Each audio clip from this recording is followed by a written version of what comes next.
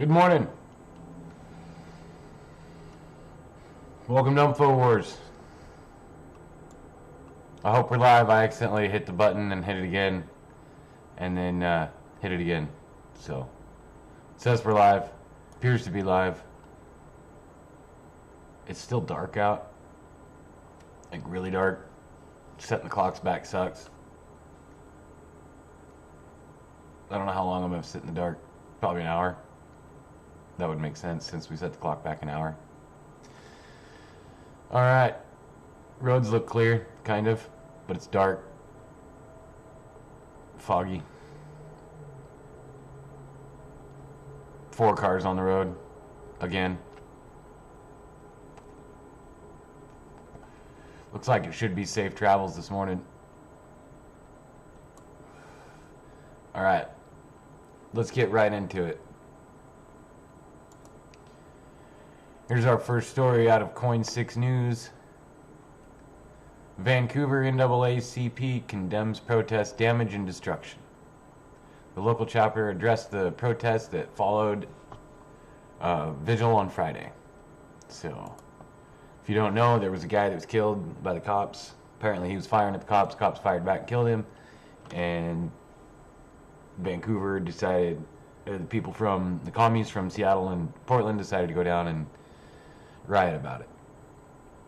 The Vancouver chapter of the National Association for the Advancement of Colored People released a statement. I thought we weren't allowed to say colored people.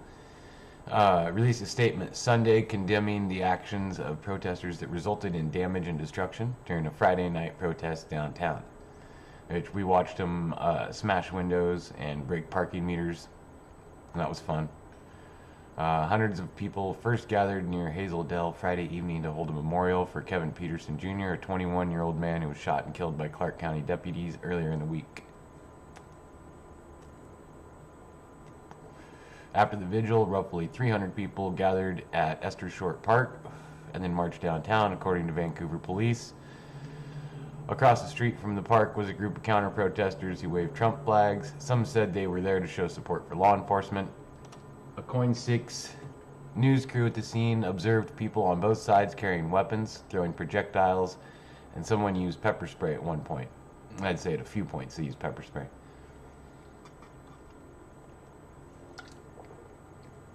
There were also reports that fires had been lit in 2 dumpsters.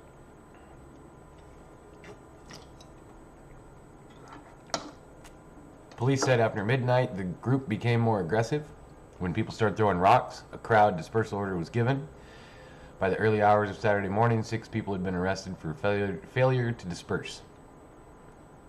On Sunday, the NAACP Vancouver said in a statement that they were not involved nor consulted in organizing the protest. We also want to make it abundantly clear to the participants that your non-peaceful behavior is totally antithetical, what? No. To our values as an organization and as black citizens of Vancouver. The chapter expressed support for the peaceful vigil that preceded the protest and called for transparent investigation into Peterson's death. So here's their statement to the people involved in organizing the protest. We appreciate those of you who peacefully demonstrated. To those who committed damage, please do not assume that anarchy in any way, historically or now, defines or serves the needs or desires of the NAACP or black citizens in Vancouver. Furthermore, we offer our support and invite community organizers and activists who share our values to contact us for input about holding events in Vancouver. We have information about our community and resources that can help demonstrations be successful. The location where the demonstration and much of the damage and destruction took place, houses and serves the needs of many elderly, low-income, and disabled BIPOC citizens. Your protest in no way respected or served them. We will continue the fight in the tradition of nonviolence. All right, well, good on them. So, NAACP comes out opposed to that, to the commies destroying shit. Good job. I like it. So, let me get a cup of coffee going before we jump on to the next story.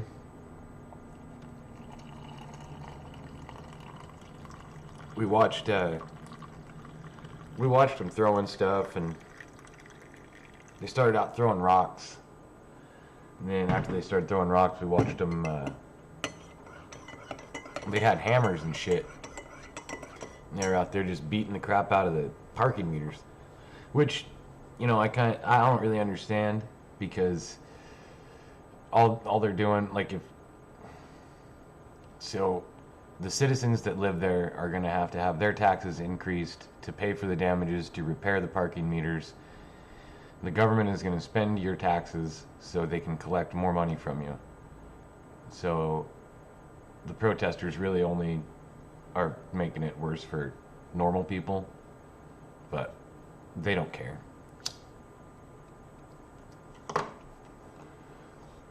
Let's move on.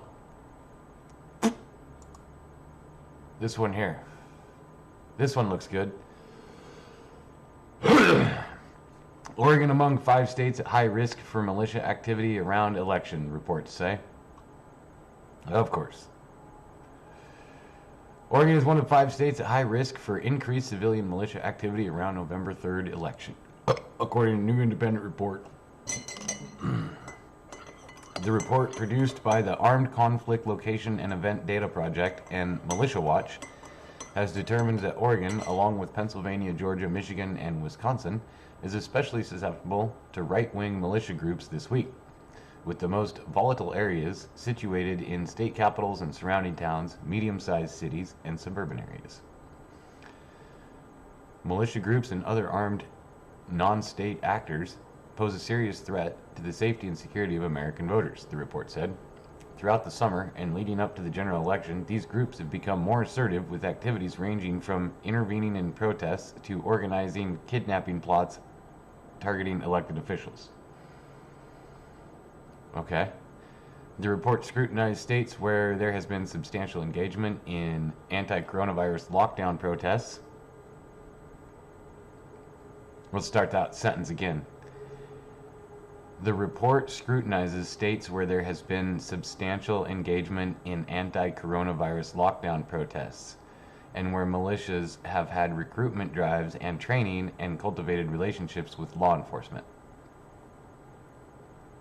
I don't know what the anti-coronavirus lockdown protests have to do with militias. Because there has been so much recent conflict between right and left-wing groups in Oregon, they already have strong networks in place and can organize quickly, which raises the potential for violence. Armed groups use hybrid tactics, according to the report, which include a mix of training for urban and rural combat, using public relations and propaganda to fuel their causes, and even acting as security operations for events. ACLED and Militia Watch identified 9 large multi-state right-wing groups that could present problems, including Proud Boys, Patriot Prayer, 3 Percenters, Oath Keepers, Lightfoot Militia, Civil Defense Force, American Contingency, Boogaloo Boys. There it is, the spelling of boy. This. Whoops, right there. I was talking to somebody about this yesterday. It would really bother me if I was in a militia group and they referred to me as boys, B-O-I-S. But whatever.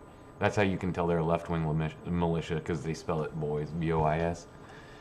And people's rights. Many are no doubt familiar to Oregonians after a barrage of confrontations and incidents involving them have unfolded this year. Oregon has been the site of significant unrest in recent months involving demonstrations met by armed militias as well as state and federal forces, the report said. Much of the Pacific Northwest in general, and Portland specifically, has been a long-term battleground for struggles between armed and unarmed right and left-wing contingents. This history has led to some of the country's most organized and prepared networks of mobilization. The existence of these networks is likely a major push factor towards the potential for violence, just as anti-mask protests have been a catalyzing force in other regions. So, there's a whole bunch of left-wing people out there on the streets, a whole bunch of communists on the streets of Portland for 150 days, tearing shit up, vandalizing businesses, setting things on fire, breaking windows. throwing shit at the cops. But anti-mask protests are the catalyzing force. So, okay.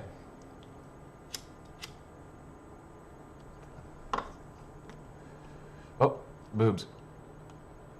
The ACLED is a crisis mapping project, and Militia Watch is a research group.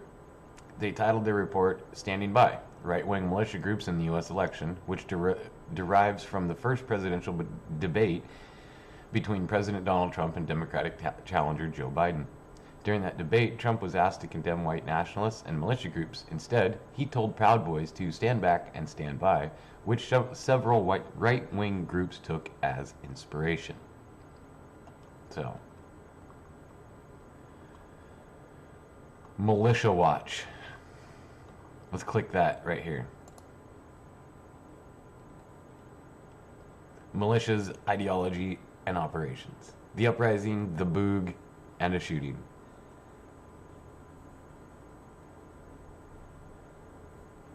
That one was posted on June 16th. April, January.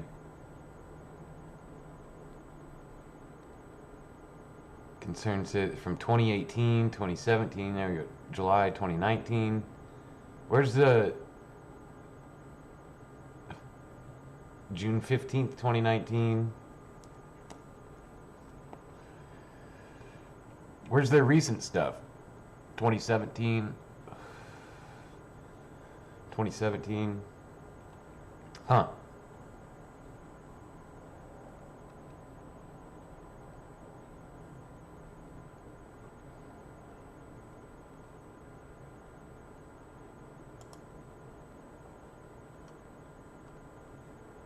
About Militia Watch. Militia's ideology and operations. Hampton Stall. So it's just one guy. So Militia Watch is just one dude. Just this Hampton Stall guy, apparently. What's Medium?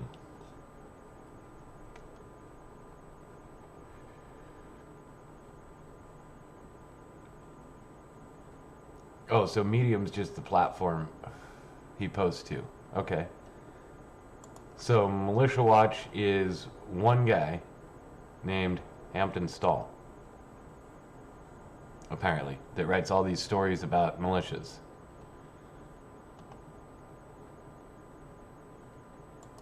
Who did it say? Militia Watch and what else?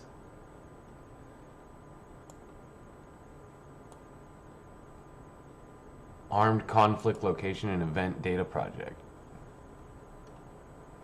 ACLED. Standing by. Right-wing militia groups in the U.S. election. Militia groups and other armed non-state actors pose a serious threat to the safety and security of American voters. Throughout the summer and leading up to the general election, these groups have become more assertive, with activities ranging from intervening in protests to organizing kidnapping plots targeting elected officials. Which, yeah, that was interesting. Both the Department of Homeland Security and the Federal Bureau of Investigation have specifically identified extreme far right-wing and racist movements as primary risk factor heading into November, describing the election as a potential flashpoint for reactionary violence.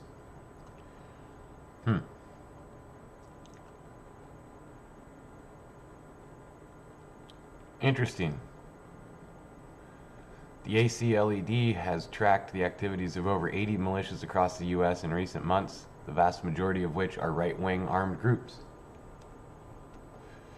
This report maps a subset of the most active right-wing militias, including mainstream militias, which are those that work to align with U.S. law enforcement, the Three Percenters, the Oath Keepers, the Lightfoot, the Civil Defense Force, and the American Contingency. I haven't heard of American Contingency, Civil Defense Force, or Lightfoot Militia. Street movements that are highly active in brawls, the Proud Boys and Patriot Prayer, and highly devoted libertarian groups, which have a history of conflict and are skeptical of state forces, the Boogaloo Boys and People's Rights. or the Bundy Ranch. So the people's rights people are the Bundys.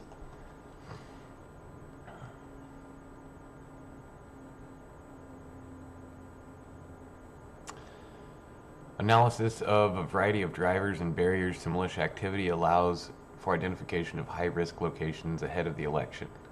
These include locations that have been substantial engagement in anti-coronavirus lockdown protests, as well as places where militia might have perceptions of leftist coup activities. Spaces where militias have been active in setting up recruitment drives or holding training for members are also at heightened risk,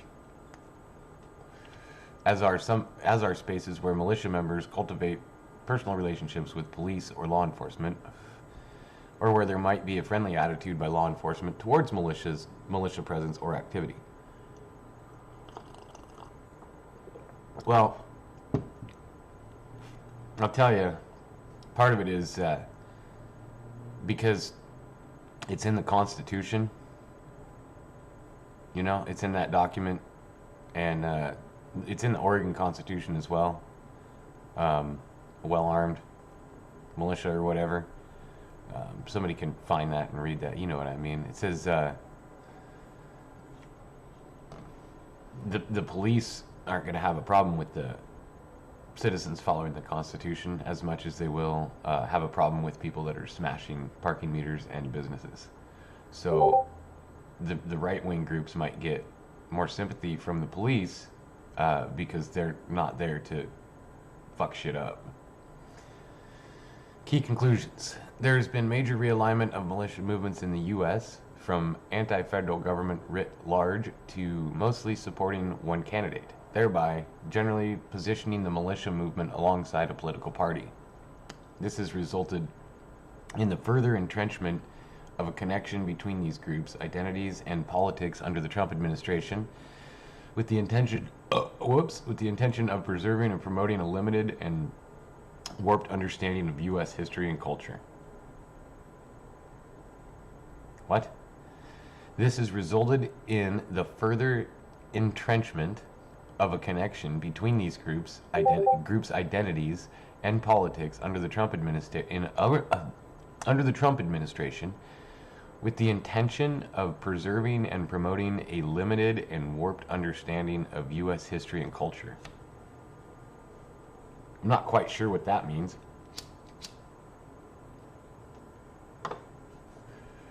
These armed groups engage in hybrid tactics. They train for urban and rural combat while also mixing public relations, propaganda works, and security operations via both online and physical social platforms to engage those outside the militia sphere. There is an increasing narrative and trend that groups are organizing to supplement the work of law enforcement or to place themselves in narrowly defined public protection role in parallel with police departments of a given locale.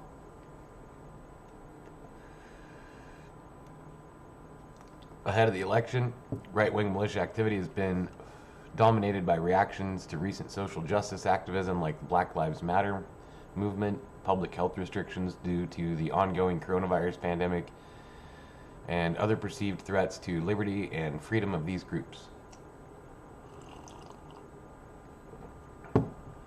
And right-wing militia groups are often highly competitive with one another, but many have coalesced around this period of heightened political tension, and even brought Proud Boys and QAnon-linked groups into the fold.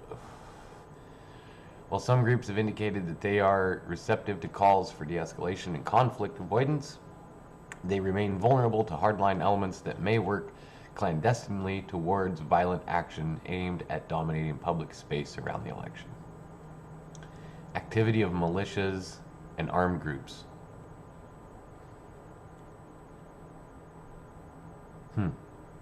Is the Civil Defense Force, the Bundy Ranch People's Rights, Oath Keepers, Patriot Prayer, Lightfoot Militia, American Contingency, Boogaloo Boys, Proud Boys, Three Percenters and Affiliates, and other groups.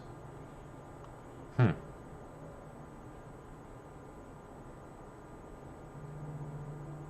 that's interesting. So watch out for the guys that have been standing around waving flags. Sounds like these people believe that the flag waivers is the problem. It's alright.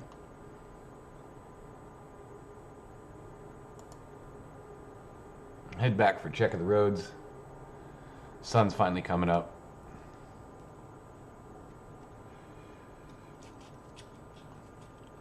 Let's see what else we got coming in for news. Only, what? 2 more days till the end of the world. Election day coming up.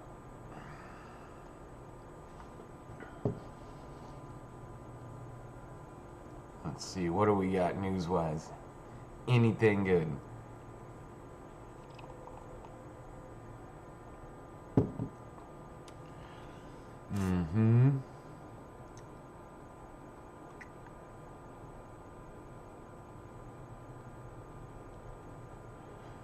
Oh man, slow news day.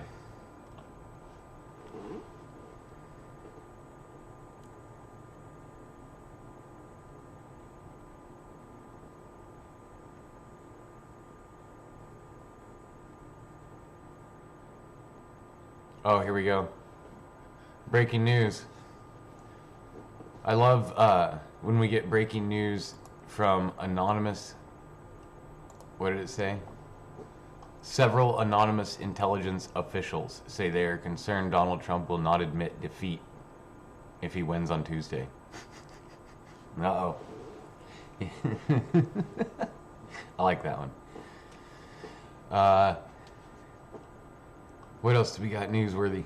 Newsworthy wise.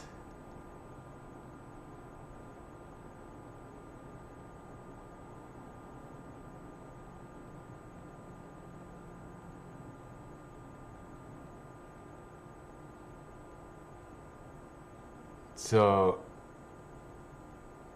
we've got here, let's pull this over here.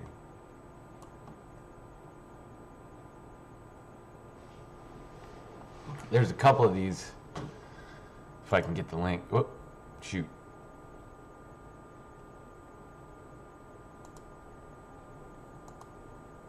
Whoops. I'm doing this all wrong. I'm trying to find... There.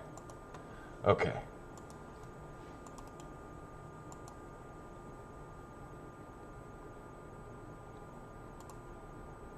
Jacob Blake and his family do not suffer for a fascist rally to take place in his town. The Chicago cell of Antifa group Youth Liberation Front has announced a gathering in Kenosha, Wisconsin today to oppose a Trump event. They are calling for their supporters to occupy the place at Civic Center Park Monday, November 2nd at 6:30 p.m. So we've got that to look forward to tonight. And then there was another one that's posted already.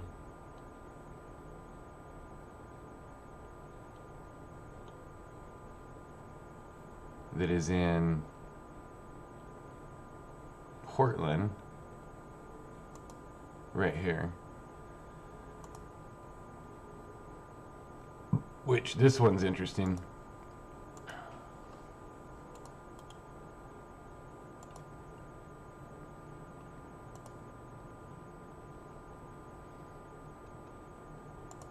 There we go. Make sure we can see that properly. The fight continues. Post-election protest, November 4th, 2020. This one's in Seattle. Antifa in Seattle have announced their post-election plans. They're going to be meeting at Seattle Central College. That's what SCC is. Close to where Chaz used to be. And they're telling people to come in black bloc. So, post-election fight continues. Uh-oh. We gotta go to work already? Nope.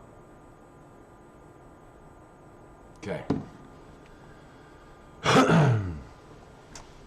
Yeah, so they're already planning for the night after the election to go out and start fucking shit up.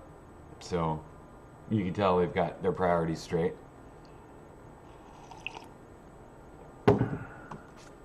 And let's see if there... I thought there was one more I thought there was another one posted.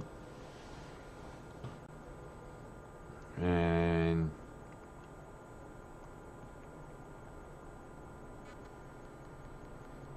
yeah, guy I follow said, in other words, after Biden loses, a bunch of children are gathering in LARP gear to throw a fit and break stuff.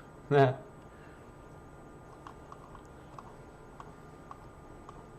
right.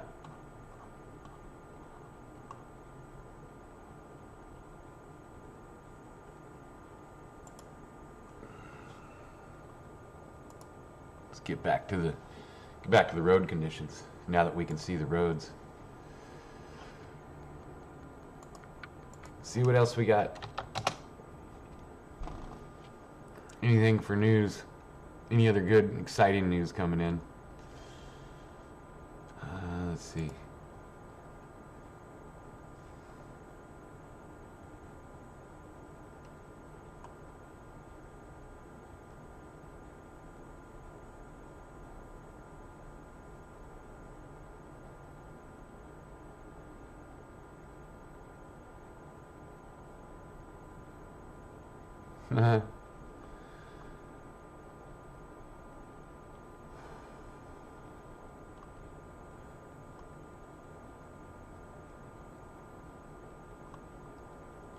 All right, well, looking kind of boring this morning, man. Not really seeing a lot going on. Let's check and see what else we got over here. Go to Oregon Live, see what they got.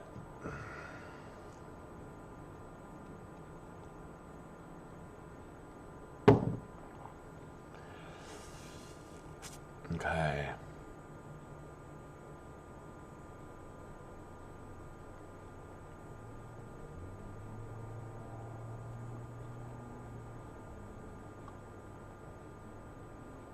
Man, nothing exciting happened overnight. I slept through all the good news. Or I slept through... whatever. I slept through everything, and there wasn't any good news happening, so it was a good time to go to sleep. Let's see.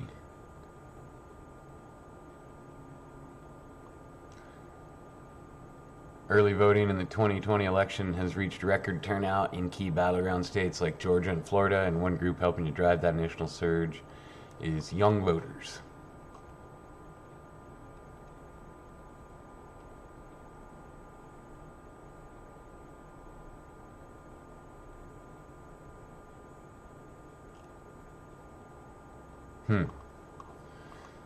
Interesting.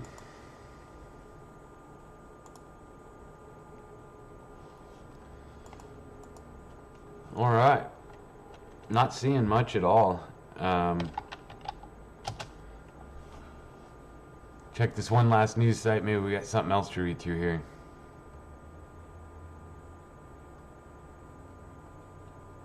Oh, here we go. Let's read this one.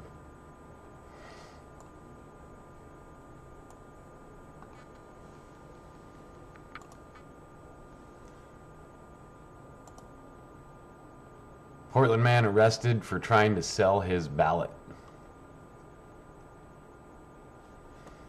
A Portland man is facing felony charges for allegedly trying to sell his ballot. Court documents state that Josiah Bridges tried to sell his ballot for $200 last month through the OfferUp app. The 22-year-old Bridges got an offer from an undercover law enforcement officer for $115. Court records show he signed the ballot upon the agent's request. However, authorities say he was not forced to sign it before taking the money. As first reported by our news partners at Willamette Week, Bridges was confronted by other officers after the sale. The probable cause affidavit states he told officers he didn't want to vote for himself because he didn't care for either candidate and put the ballot up for sale on OfferUp as a joke. He also allegedly told officers he wanted to complete the sale for rent money. He told them he didn't know selling his ballot was illegal. I didn't know I couldn't do that. That seems like, that doesn't, I don't know, that seems like something that you would know. I don't know. It would just be common sense. I don't know, people are just weird.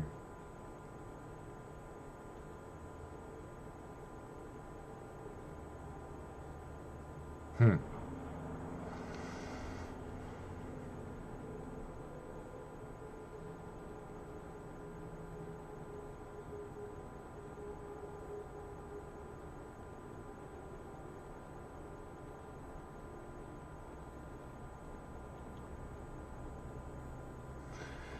Didn't know I couldn't sell my ballot. That's an interesting one. Alright. Let's go south. Let's see what they got going on down south. Anything down there?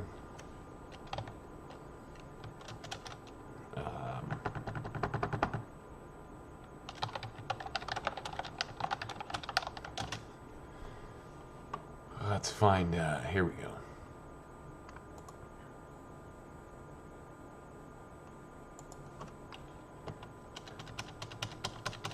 See if there's anything going on in Southern Oregon.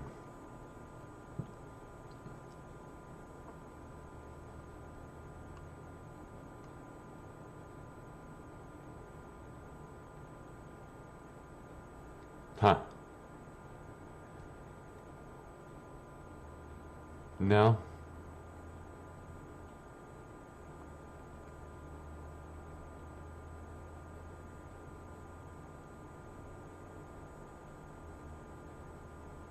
Man.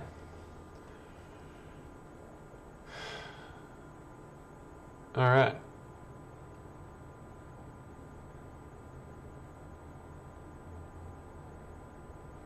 Well, that looks like it's about it, man. We got a news drought this morning. What are we at? We're only at 35 minutes. And we're not finding anything good to read.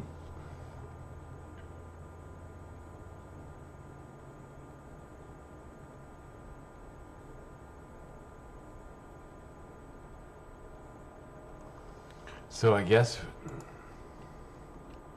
we're just gonna watch the traffic. We can watch the traffic for another half hour and finish our pot of coffee, I guess. I don't really know what else to do.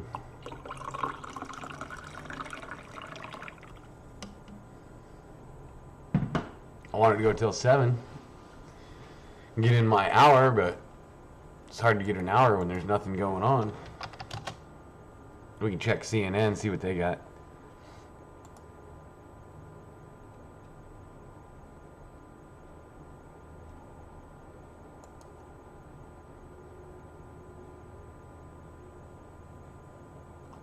I don't want to read CNN. It's boring. What's Fox News got? Let's go to Fox News. Let's just go together.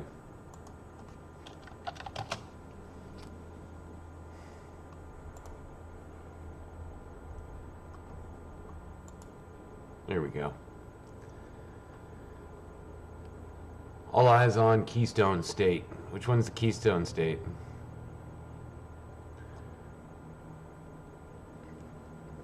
PA poll shows Trump gaining on Biden. Movement in 10 swing counties in critical battleground state. PA, Pennsylvania? Where Joe Biden thought he said he was... What did he say? He said he had a Philadelphia jacket on and it was something else.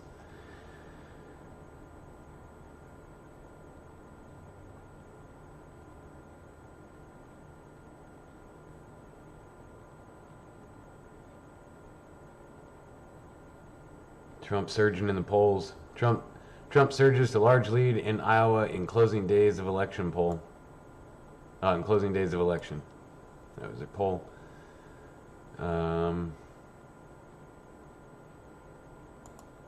Well, what's it? Red state reaches more than 100% of its 2016 early voter turnout. Texas has reached more than 100% of its 2016 voter turnout. Many Americans are voting early in the 2020 presidential election. Where'd we go? Amid concerns regarding the coronavirus pandemic and U.S. Postal Service timing, more than 94 million ballots cast as of early Monday morning suggested a record turnout for this year's race compared to the about 50 million early votes cast in 2016 election, according to data from the United States Elections Project. That number of early ballots cast so far represents 68.2% of the total national voter turnout in 2016. The total number of ballots cast includes nearly 60 million mail-in ballots and more than 34 million in-person ballots. It appears likely that around 100 million early votes will be cast by the time Tuesday morning reports are processed, said Elections Project founder and University of Florida political science professor Michael McDonald in a November 1st blog post on the project website. McDonald said that he had been predicting for the past year that 2020 would have a record number of voters, estimating 150 million, but that he can now expect even more. Examining each state in turn and rolling up the state estimates to a national estimate, I arrive at a total turnout rate of 160.2 million votes, or a turnout rate for those eligible to vote of 67%, he wrote. McDonald's noted that in 2016, 40% of voters voted early. That number would have to be higher in 2020, he said, because otherwise that would mean 250 million people would vote when he estimates that only 239 million are eligible. One strong signal is that turnout will be higher than in 2016, he said, because some states have already exceeded their 2016 turnout or are close to doing so. Texas has already surpassed its 2016 voter turnout by 8.3% as of Monday. Montana, Nevada, Washington, Florida, Georgia, and North Carolina have surpassed 90% of their turnout 4 years ago. California has seen the largest voter turnout so far. More than 11.2 million Californians have cast their ballots so far. Texas and Florida trail just behind them with 9.7 million and 8.7 million ballots cast, respectively. North Carolina has already recorded 4.5 million ballots cast. McDonald previously told Fox News that he expected some things to be different since states changed their laws to accommodate voters amid the pandemic. More than 91 million absentee ballots have been sent to voters so far this year. People did not have to take advantage of this, he said, of mail-in ballots and early voting, but many people already have. California, however, has recorded the highest number of mail ballots requested at 22 million compared to Florida's 6 million as of Monday morning. Voters in New Jersey have also requested more than 6 million. Democrats have requested 25 million ballots, while Republicans have requested 14.8 million, giving Democrats roughly a 10 million ballot request lead based on data from states reporting party registration, including California, Colorado, the District of Columbia, Florida, Iowa, Maryland, Maine, North Carolina, New Jersey, Nevada, Oregon, Pennsylvania, and Utah. Those ballot requests by party, however, may not be an accurate indicator of final election results, according to McDonald's frequently asked question page on the Election Project website. Yeah, here we go. We've said this before. Just because registered Democrats are leading Republicans in early voting, that does not mean the Republicans will not make up ground on Election Day, McDonald wrote, adding that registered Democrats typically lead Republicans during early voting, and Republicans vote on Election Day, a pattern that persists across many states and elections. And also, they're assuming that because you're a Democrat, you are voting as a Democrat. That's not always the case. McDonald did note that early voting data indicates that several states, as predicted, will be close. He gave Joe Biden a slight edge in Nevada, with President Trump having better odds in North Carolina. Florida looks darn close, he said. Colorado, Hawaii, Oregon, Utah, and Washington send mail-in ballots to every registered voter, and California, D.C., Montana, Nevada, and New Jersey did the same this year as an alternative to voting in person during COVID-19. So there we go. Good morning. Monday morning.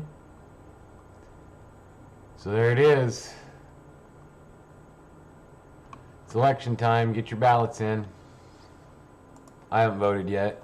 I can drop mine off up until Tuesday at the place up until 8 o'clock. So I just got to fill it out and take it in. I'm just lazy. I'll probably do it tomorrow and take it after work. And then I'll come home and check the results and know who won the election before they even get mine out of the Dropbox. It'll be perfect.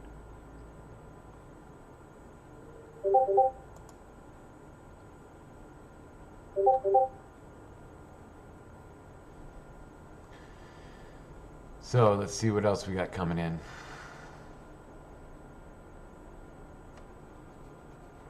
Traffic's looking good. Oh, there's a truck on the freeway. Better slow down. Oh, there's a big truck over there. Better slow down up there for sure. Nobody there. Uh-oh. 1, 2, 3, 4, 5. 2 trucks, 3 cars. Uh-oh. 2 trucks, 2 cars. I'd watch out. It's getting busy out there. Slow down, because there's fog. And 5 cars.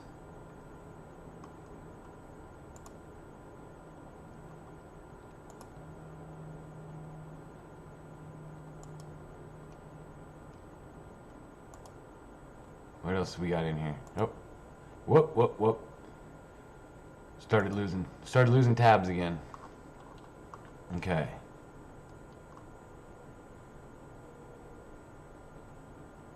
Oh yeah. We forgot to do this.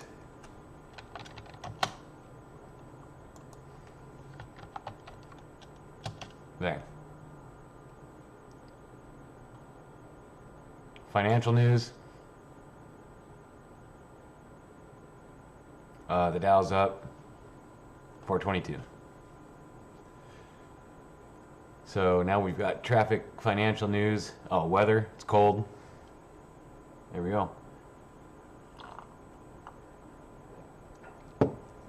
We're like a real news show now. I'm a real boy. 7 o'clock, about time to start getting ready.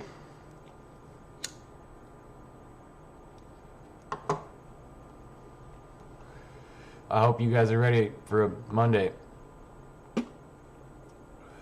We only got today and tomorrow left, and then it's the end of the world after the election in the U.S. I don't know if the rest of the world's going to survive, but the demise of the U.S. is Tuesday, apparently. So we got that to look forward to. I'm not really too concerned about the election because I got to work and I've still got bills to pay, no matter who wins. Bills and taxes, you know, what are you going to do? I could really care less about, well, pretty much anything that's on the ballot. I'm mostly concerned with paying the bills and making sure we have food, so give a fuck less which idiot thinks they're in charge.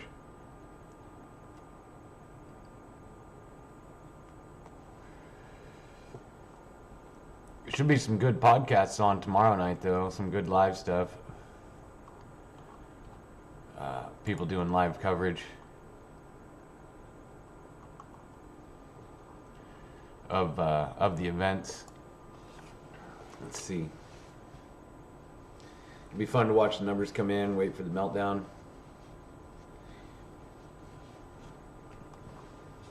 So I'm assuming today's going to be pretty boring since we're waiting for all hell to break loose tomorrow.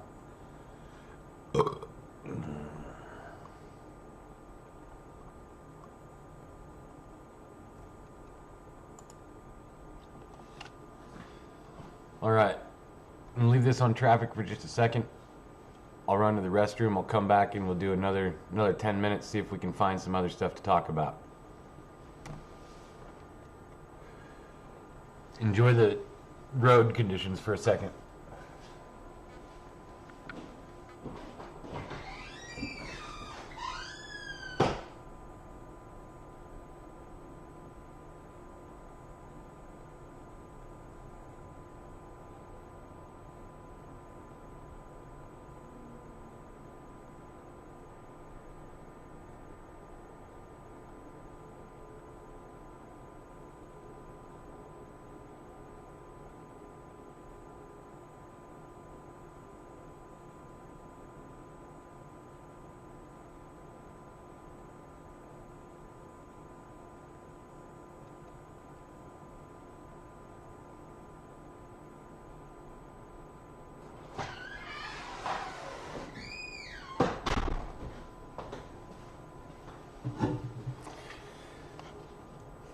All right. A little disappointed there was nobody in chat this morning, but that's okay. We'll figure out what we can do news-wise. What else we got coming in? Oh, found an electoral map.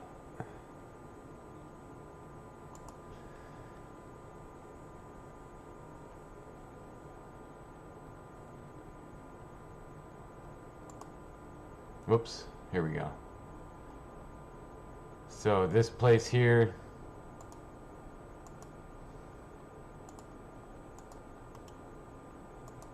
right there. One day left until the president. Who was this? Red District. See what this is called? And Red District on what is that? MSDNC. They have Biden 320, Trump 216. Is that real? That guy really believe that?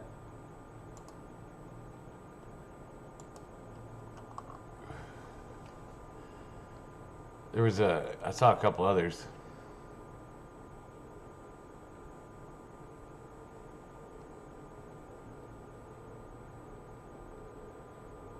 There was a couple other maps that said it's all red.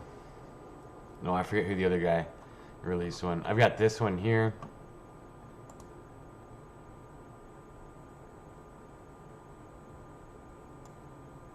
I can put this up here. That's my prediction map. I got that one from Discord. 10%, 10% for the big guy. So yeah, there you go. That's what I'm going with. That's my prediction right there. Trump wins everything.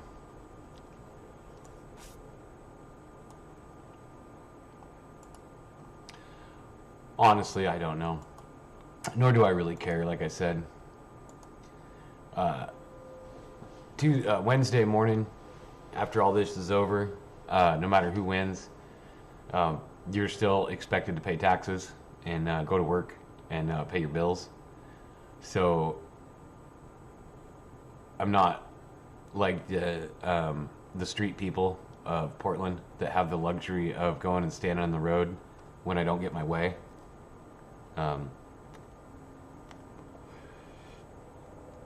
I know there's still work to do on Wednesday. I don't see the freeways shutting down. I don't see the freight stopping moving, and I don't see people stopping ordering shit online. So I'm gonna be working.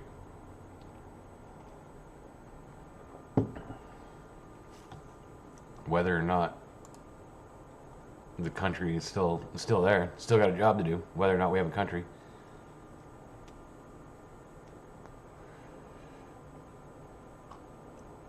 Here we go in Michigan. Michigan is requiring restaurants and other establishments to record the names, contact information, and visit times of all customers to aid with contact tracing. The maximum fine for non-compliance is $200 and up to 6 months in prison. Jeez.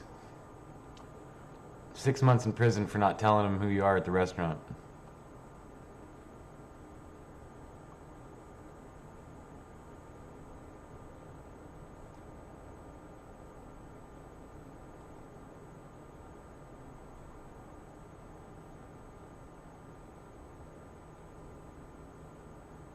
Wow.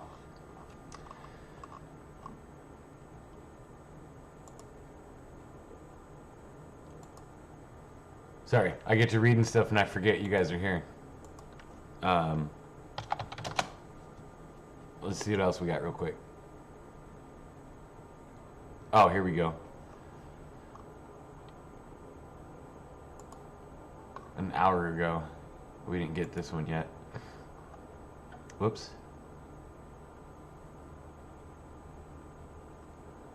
Where did Alright.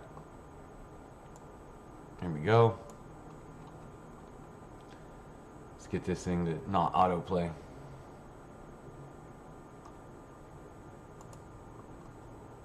Alright. Get that out onto a tray. Nice. Metro area authorities prepare for election-related unrest. A number of agencies will be coordinating during election week. Portland, Oregon. Demonstrations have been ongoing for months in the Portland metro area. With election day approaching, law enforcement is preparing for what could be an active week. Portland Police have already started pooling all available officers. We at the Portland Police Bureau have canceled days off, so we have additional staffing on hand, said Police Chief Chuck Lovell. Multnomah County District Attorney Mike Schmidt has said his office will continue to focus on those who commit assault or cause property damage. My office's guidelines are still in place, and we've been handling everything, focusing on cases of property damage and violence, and prioritizing those cases, said Schmidt. Man, Rockstar and coffee combination's kicking back up. Gonna need some Rolaids. Multnomah County Sheriff's Office is taking a very specific role in preventing problems at ballot drop-off locations. We want to be really clear that voter intimidation, disruption, blocking access to ballot drop sites, preventing people from casting ballots, any violence before or after the election will not be tolerated, said Sheriff Mike Reese. He said they will be increasing patrols near drop sites so they can respond quickly to any calls, and a special team of deputies will be assigned countywide to take those calls for service. If they have any reports of intimidation, interference, or threats toward voters, to call that in. If you fear imminent violence, call 911. If it's not an emergency and you have a question, reach out to the elections office, said Reese. The sheriff is also asking voters to document anything that doesn't seem right. See something, say something. If you see something suspicious, document what you see and report that to the elections officer or local law enforcement. A number of agencies will be working together and coordinating during election week, including PPB, the Multnomah County Sheriff's Office, and the Oregon State Police to handle any unrest. Huh. They're taking this seriously, man. They're really going for it. Before we head out, since it's 4 more minutes, we'll just look at this Willamette Week. Sometimes this one has interesting things in it.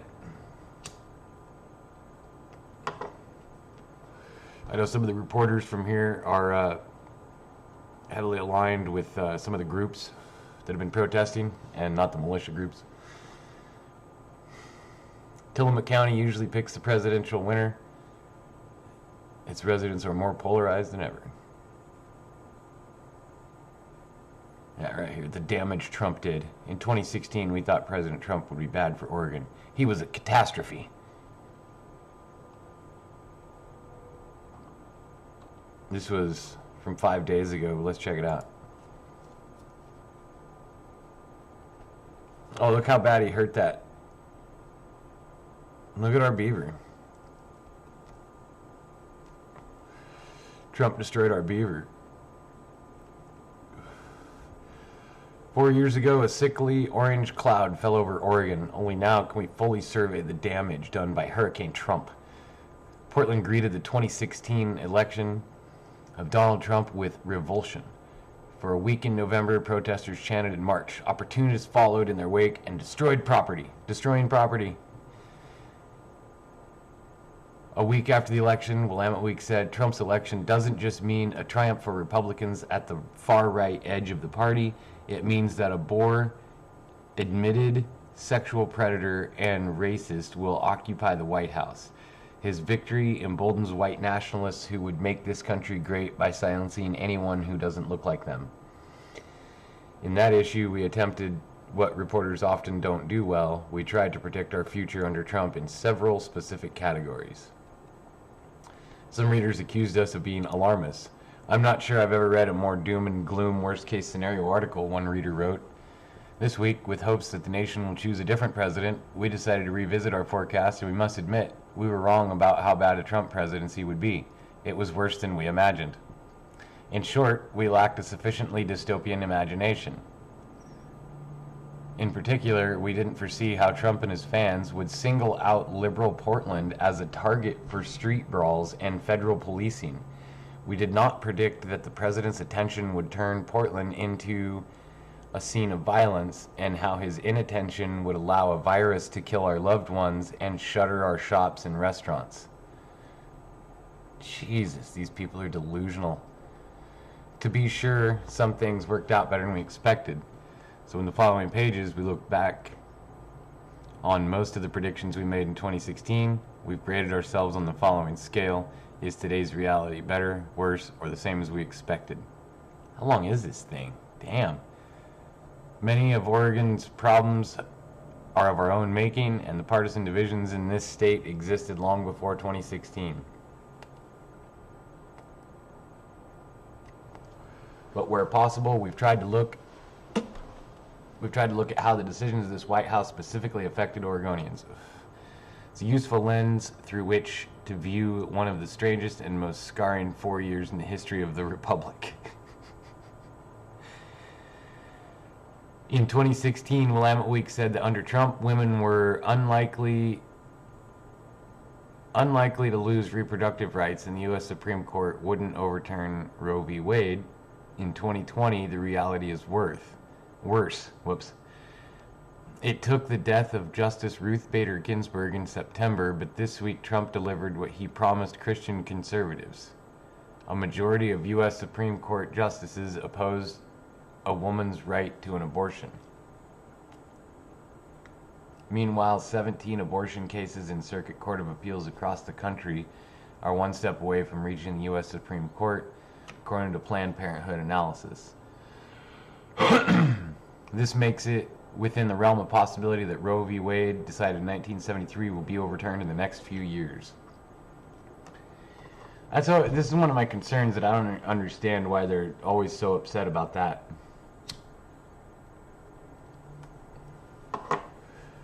So what does that mean for Oregonians? Abortions will still be legal here, thanks in large part to the Oregon Legislature's 2017 passage of the Reproductive Health Equality Act. In Oregon, we are one of the few states without restrictions to access abortion, because our state and voters have made it really clear that abortion is health care. Says Emily McLean, Executive Director of Planned Parenthood Advocates of Oregon. It will fall to states like us to be haven states. Residents of Idaho, where abortion would likely be criminalized should Roe fall, would need to cross the border to Oregon or Washington to access it legally. I don't see that there's, I don't know. It weirds me out that this is some sort of major issue, that like Democrats are just, holding themselves in the corner shaking, like, what if I can't get my abortions? Like, that just seems weird. In 2016, Willamette Week predicted many Mexican immigrants would be deported. By 2020, that prediction came true, and then some. We gave this policy the highest likelihood of happening, and it did. Of course, actually they address it. But plenty of undocumented immigrants were deported before Trump's election.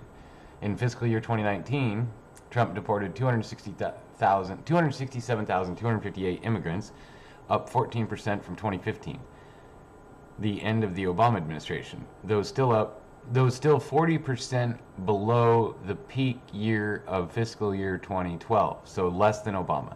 What no one expected was how ghoulish immigration policy would become. Most recently, it has become clear that 545 children who are removed from their parents as they cross the border may never be reunited. 4 years ago, I would have absolutely said that no administration would deliberately harm children as a policy strategy, says U.S. Senator Jeff Merkley, Democrat of Oregon. That's something that evil dictators do in faraway lands, not something that would ever happen in the United States of America. How wrong I was. So the child separation policy was a deterrent. Yeah, it's rough, but there's laws like federal laws, and when you break federal laws, like, shit happens. And part of the child separation policy has to do with trafficking. So there's that as well, but they don't have to address anything in that. They just have to say, Trump took the kids away. Okay.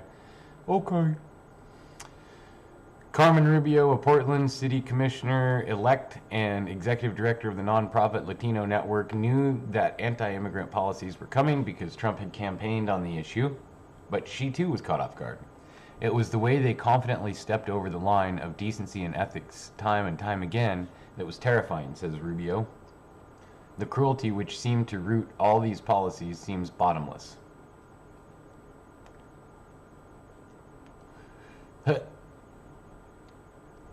Okay.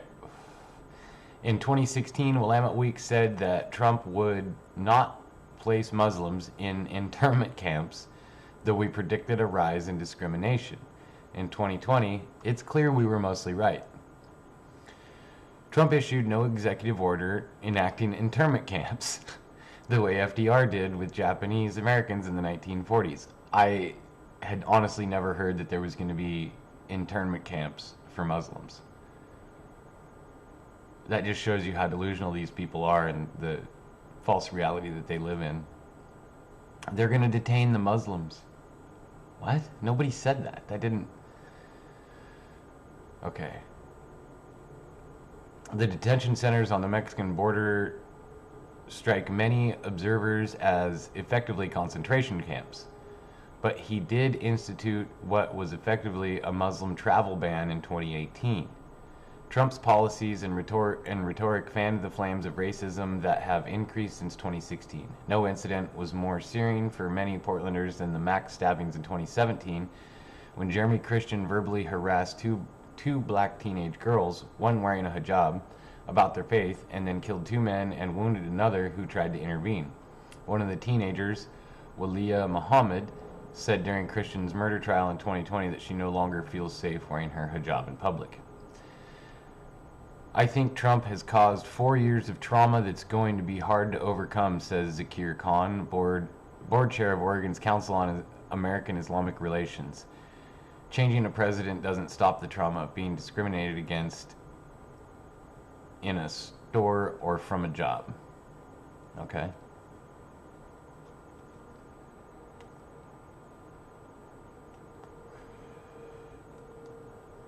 In 2016, Willamette Week said that even Trump and his U.S. Department of Justice couldn't outlaw cannabis where it was legal. In 2020, it appears we were right. Trump did take a swipe at our weed stash. In 2018, his Attorney General, Jeff Sessions, rescinded the Obama-era Cole memo, which limited the federal prosecution of crimes in states where cannabis is legal. But as Willamette Week reported in 2018, there was no evidence that U.S. Attorney for Oregon, Billy Williams, had done much with weed other than crack down on Oregon's flower being sold across state lines. All told, 11 states now have legalized recreational use and 33 legalized medicinal use. 4 states, Arizona, Montana, South Dakota, and New Jersey, have November ballot measures to legalize recreational use. Meanwhile, Oregon's 3rd District Congressman Earl Blumenauer continues to chip away at legalizing cannabis federally. The Trump administration has been no friend. Jeff Sessions at every instance tried to put sand in the gears, Blumenauer said. But we had a united front that was quite effective. We're basically on track to have the most productive 4-year period in terms of advancing the cause of eliminating the federal prohibition of cannabis. Good morning, Wake. Okay, in 2016, Willamette Week said pay equity and workplace child care were lost causes. In 2020, the reality is better than we expected. Here's one example of Oregon pioneering where the nation stalled. In 2017, Oregon passed a pay equity law which prohibited employers from asking job applicants about previous compensation and required equal pay for equal work. So, while Trump surrounded himself with cabinet members and advisors hostile to such policies, Oregon moved forward. Although equal pay is still more of a concept than a reality in many workplaces.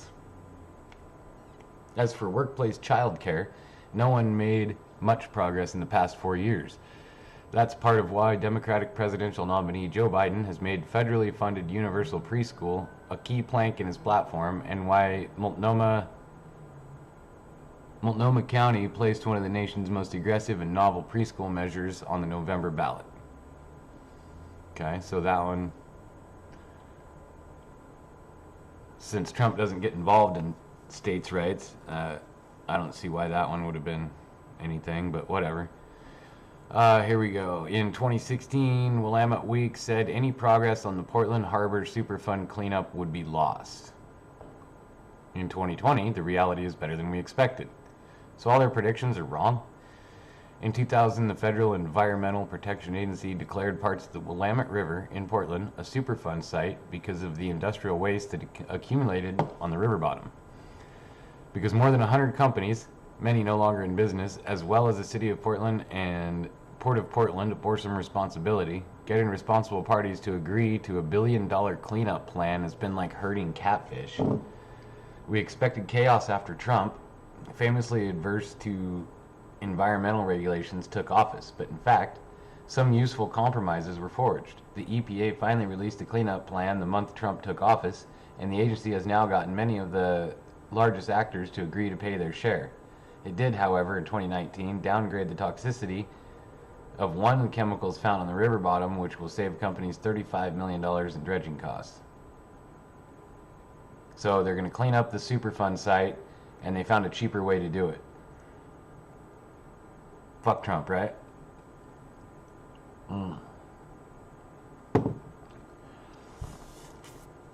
In 2016, Willamette Week said federal agencies would still respond to a natural disaster in Oregon. In 2020, no one did. What? In 2016, we wondered what the Federal Emergency Management Agency would do in the aftermath of a Cascadian megaquake. Would the president withhold aid as retribution to the state that had supported Hillary Clinton? What we said that was unlikely because of faith, perhaps naive faith, that even under Trump, the rules of politics forbade abandoning a large swath of the country. Of course, the big one did not hit in the past 4 years, but with 225,000 Americans dead, a similar disaster unfolded that Trump failed to address because of his incompetent, overly political response. COVID-19 behaved like an earthquake the president could pretend didn't happen. He publicly denied the threat of the virus, dismissed mask wearing, and settled on a response of just letting the virus infect more Americans. If enacted in the second term, his plan would kill millions.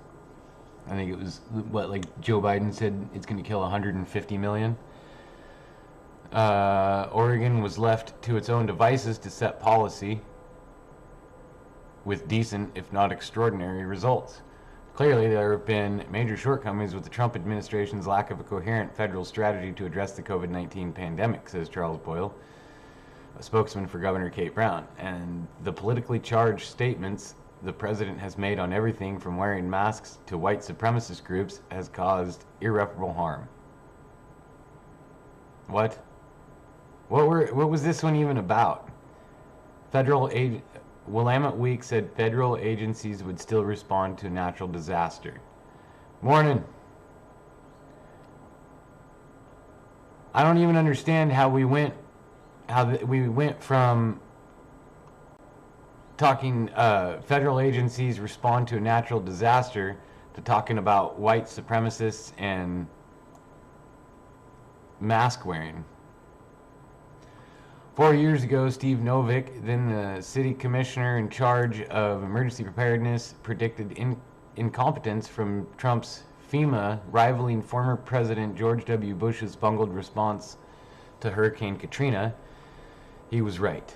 I certainly stand by my statement that this administration is at least as incompetent as heck of a job, Brownie. Although in this case, it really seems that the incompetence flows directly from the top.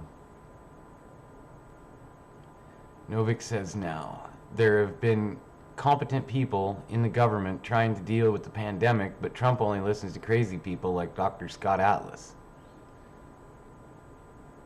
Huh.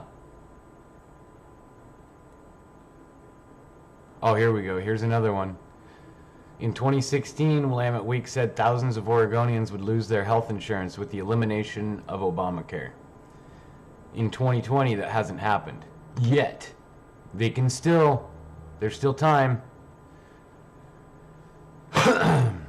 In 2016, the prospect of tens or hundreds of thousands of Oregonians losing health insurance seemed a real possibility, considering Trump wanted to get rid of Obamacare. But early on, there were clues that Trump didn't really have the attention span, policy chops, or legal team required to destroy his predecessor's signature domestic policy achievement.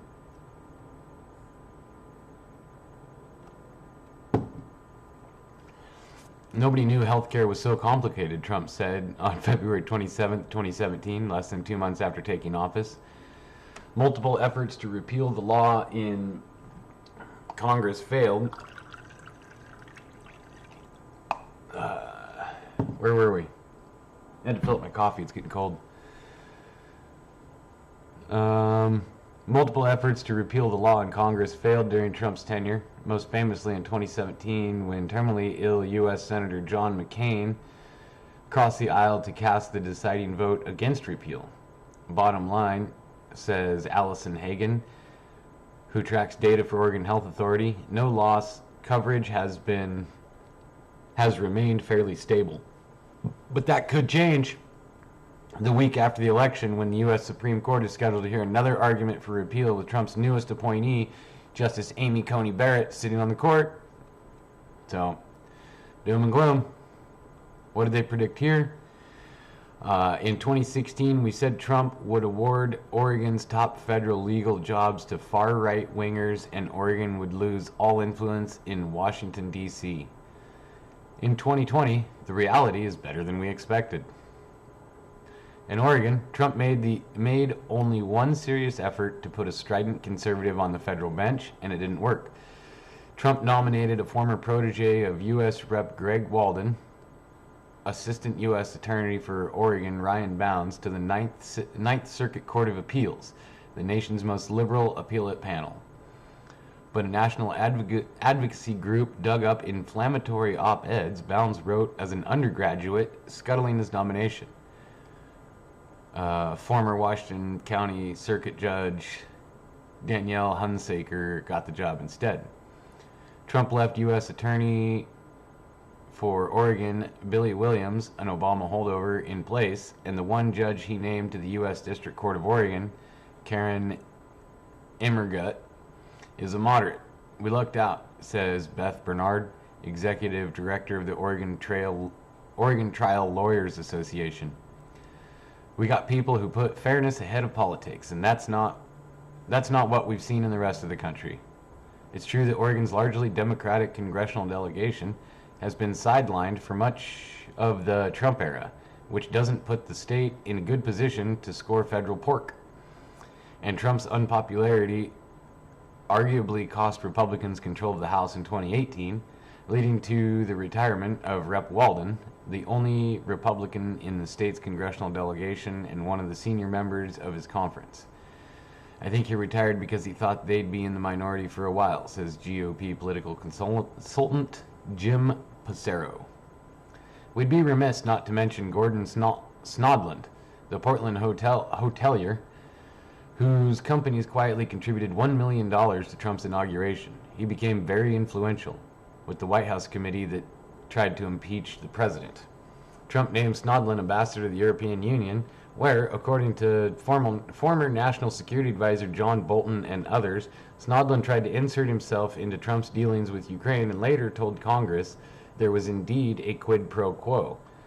Everybody was in the loop, Snodland testified. There was no secret. Trump survived the Portlanders' testimony. Whatever. In 2016, Willamette Week said new light rail projects would be scrapped for decades. In 2020, the reality was better than we expected. We don't need to read about the trains. Let's just see what else they got wrong. There you go. Oh, here we go. In 2016, we said freedom of the press would wither. In 2020, we admit we misunderstood the threat. Our worry in 2016 was that Trump would seek to throttle his longtime nemesis, newspapers.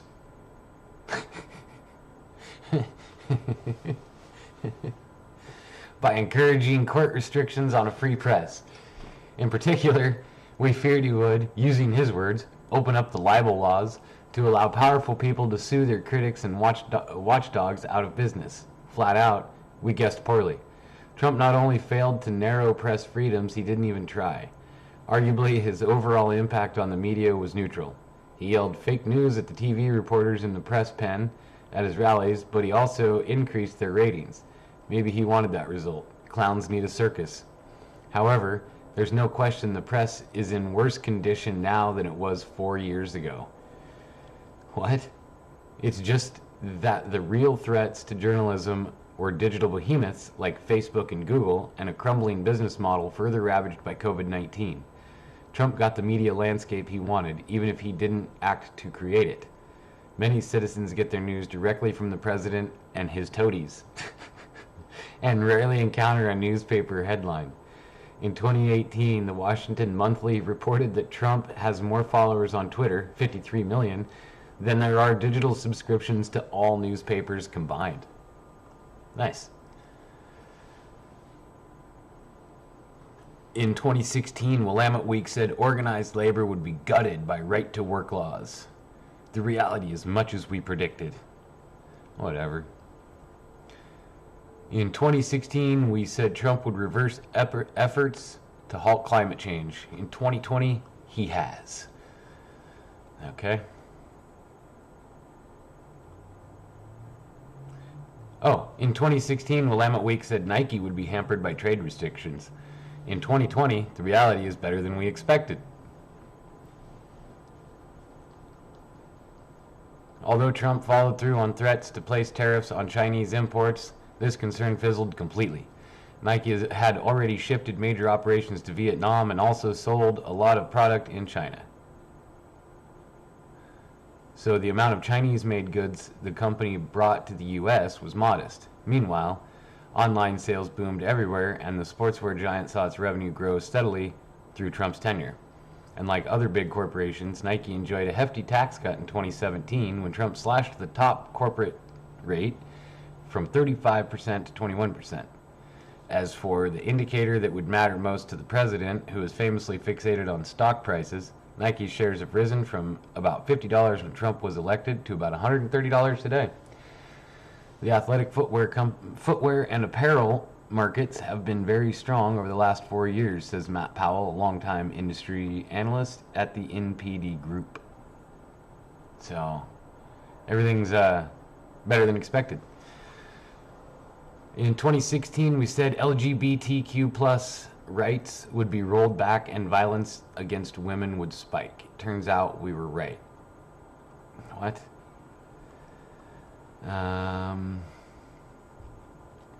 Oh, here we go. In 2016, we said white supremacist groups would flourish. In 2020, they're flourishing. In 2016, we had no way of predicting Trump would summon a goon squad of Fred Perry-wearing brawlers who would target Portland for irregular fistfights with the locals. Still, we got the gist of it correct. Nationalists, especially those who despise people of color, would be emboldened. Eric Ward, executive director of Western States Center, a nonprofit that tracks extremism, says Trump performed as he expected. What frightens me more is not what Trump is doing, but lack of vigorous response from state and local governments and business leaders, Ward said. That's what's more disturbing and surprising to me. Ward points to 3 ways white extremist groups gained traction in Oregon through Trump's administration. They've achieved visibility and credibility, making them feel empowered. Trump's rhetoric created a space for belief that political violence is acceptable, and white nationalist groups appear to have cemented intimate connections with law enforcement. After Election Day, hate crimes spiked, and the Southern Poverty Law Center reported the number of U.S. hate groups increased by 30%. It was just like the day after the election, hate groups went up by 30%. In this region, extremist groups such as the Patriot Prayer, founded by Joey Gibson in Vancouver, Washington, in 2016, and the Proud Boys, which have 3 Oregon chapters, gained traction.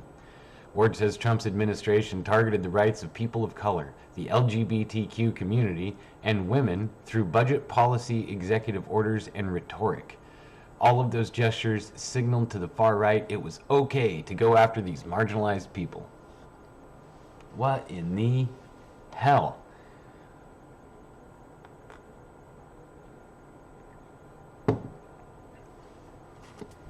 Even if Joe Biden wins, Trump's followers, such as those who allegedly plotted the kidnapping of Michigan Governor Gretchen Whitmer, will not go quietly into the night. When paramilitary say they will use violence, we should believe them, Ward says. When these paramilitary groups say they believe civil war is coming, we should believe that that is what they will be attempting to do. We have to be smart enough to know there will be folks there to intimidate us. Wow. Yeah, these people are just delusional.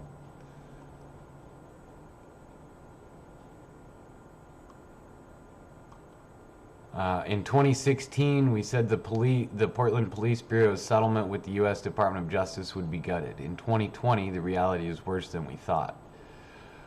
Policing in Portland turned out to be of far more interest to President Trump than we could have ever imagined, or than we ever could have imagined. The feds were monitoring Portland police already to make sure they were complying with a 2014 settlement to correct a pattern of practice of using excessive force against people with mental illness. Observers say the White House and its Department of Justice haven't paid much attention to that. I think DOJ has been largely hands-off since the Trump administration took office, says Ashley Albies, a Portland attorney representing the Albina Ministerial Alliance Coalition for Justice and Police Reform in the settlement agreement. I don't see tremendous outcome changes. What Trump has cared about is Portlanders protesting and sometimes rioting. Against police brutality. He deployed hundreds of federal officers to Portland this summer, some of whom yanked demonstrators off the streets in unmarked vans. He used Portland as a testing ground for how he might quash civil unrest nationwide. That's interesting. I was having a discussion about this last night with a couple people, telling them how it worked. They weren't just snatching people off of the roads and just like pulling up and grabbing random people. The whole time these people were out there, because they're referring to the riots, like it says up there in parentheses, sometimes rioting, except for it was rioting every night. So there was data collection done on all the people that were there. Like they know exactly who everyone was. They knew what they were doing, and it's not like they were just going grabbing random people and throwing them in a van and taking them off. They had all your guys' information. You know what I mean?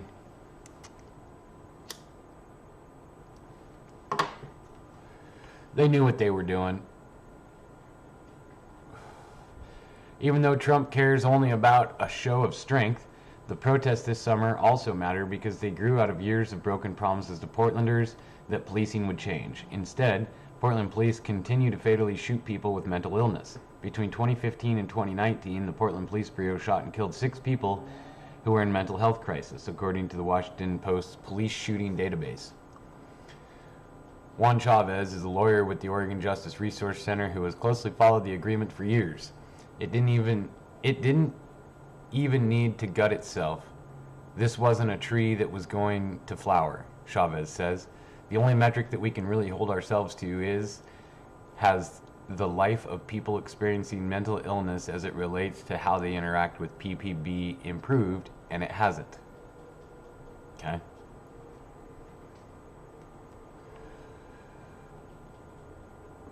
In 2016, Willamette Week said gun control might be abandoned and gun violence might increase.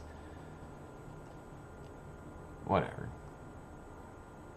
Oh, that's the last one. We made it through. We might as well read that one. Willamette Week predicted correctly that the only hope for gun control legislation was on the state level. Oregon lawmakers delivered, yet gun violence has not abated. In 2017, the Oregon legislature passed Senate Bill 941 with bipartisan support. The bill was effectively a red flag law, based on the principle that people who want to harm themselves or others with firearms tend to show signals beforehand, i.e. red flags. The law allows family members or law enforcement to petition the court for an extreme risk protection order to temporarily restrict a person's access to firearms. It also revokes a gun license if that person currently has one. The petition is usually granted within 24 hours. So that'll work because just like when people lose their license, we know they stop driving immediately. Oregon Public Broadcasting reported that between January 1st, 2018, when the law went into effect, and October 31st, 2019, 166 petitions for extreme risk protection orders were filed. Judges granted 122 of those and denied 44. The majority of petitions filed were for people at risk of suicide. That's the good news. The bad news? Gun violence in Portland reached a historic peak this summer with 103 instances of gun violence in July, 121 in August, and 118 in September, a 243% increase from 32 shootings in September 2019, according to data from the Portland Police Bureau. The reason behind the spike in shootings is unclear, though the mayor's office told KGW-TV it may be related to economic conditions and COVID-19. So there you go. There's all of Willamette Week's 2016 predictions compared to 2020. Nice. I cannot believe Jared the contract. I cannot believe he gave Jared the contract for the COVID response. Insane. Well, Jared needed something to do. I imagine Jared's kind of annoying. Like, he's probably the kind of guy that's standing there like, hey, Dad, you got anything I can do? Hey, Dad. And so he's, all right, fine. You can do COVID. He gave him all the Jew stuff. He's like, just go talk to the Jews, Jared. You go deal with the Jews, Jared. I'm going to take care of business at home. And then Jared's like, well, I got peace. Me and the Jews got all this peace going on. What else? Okay, fine, Jared. Here, have some COVID.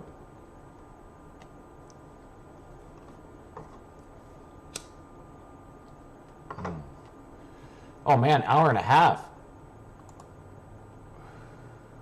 We went way too long, dude. Oh, it's almost 8 o'clock. Dang. Good thing the boy doesn't have school today. I would have been in a lot of trouble. So, I appreciate you guys hanging out. It's been a good time. Wake and Bezito, appreciate you guys showing up. We'll see you tomorrow, Tuesday morning, for a recap of whatever the hell's going on. Stay safe out there, you guys. Have a great day, and I'll see you around the internet.